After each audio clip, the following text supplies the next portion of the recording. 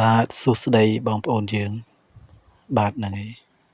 បាទថ្ងៃនេះដាក់លក់កូនត្រឡោកមួយគូណាបងណាបាទហ្នឹងហើយថ្ងៃនេះដាក់លក់កូនត្រឡោកមួយគូហ្នឹងហើយអឺកូនម៉ាឡេណាបងណាកូនប្រកាត់ម៉ាឡេហ្នឹងហើយកូនប្រកាត់ម៉ាឡេគូវាណាបងណាគូវាហ្នឹងហើយមួយគូបងមួយគូហ្នឹងហើយហ្នឹងហើយលក់ធូរថ្លៃបងលក់ធូរថ្លៃឲ្យហ្នឹងហើយលក់150000ហ្នឹងហើយលក់150000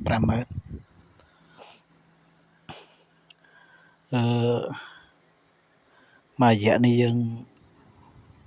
អត់បានធ្វើវីដេអូយូរដែរហ្នឹងហើយព្រោះអីអឺអត់មានអាឡកហ្នឹងហើយ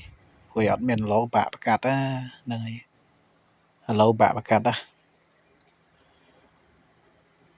បានពងមកខូចបានកូនមកញាស់មកងាប់កូនអញ្ចឹងទៅ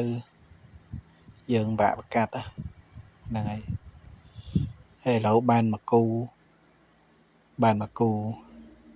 ដងកម្មក2 3គ្រាប់ហើយហ៊ានល្ងាវខ្លះហើយរៀនល្ងាវខ្លះណាហ្នឹងហើយសម្រាប់បងចង់បានអីកូនប្រកាត់អីណាបងណាហ្នឹងហើយចង់បានកូនហ្នឹងហើយកូនធូរថ្លៃណាកូនធូរថ្លៃតូចធូរថ្លៃបន្តិចហ្នឹងហើយលក់តែ150000ណាបង150000ហ្នឹងហើយ150000ហ្នឹងហើយយកកូនទៅអញ្ចឹងវារៀងធូរថ្លៃតិចបងហ្នឹងហើយយើងយកទៅមើលថែវាមួយរយៈទៅហ្នឹងហើយបើថាវាធំដងកម្មចិត្តហើយវារៀងឡើងហើយហ្នឹងតម្លៃវា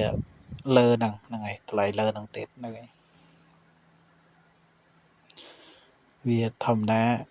កូនត្រឡោកយើងទិញតូចវារៀងធូរថ្លៃតិចចឹងហើយបងហ្នឹងហើយលក់តែ150000ណាបងណាហ្នឹងហើយលក់ឲ្យតែ150000ទេហ្នឹងបើបងប្អូនយើងចង់បានអីតាក់ទងមកណាបងណាតាក់ទងមកលេខខ្ញុំមកហ្នឹងហើយ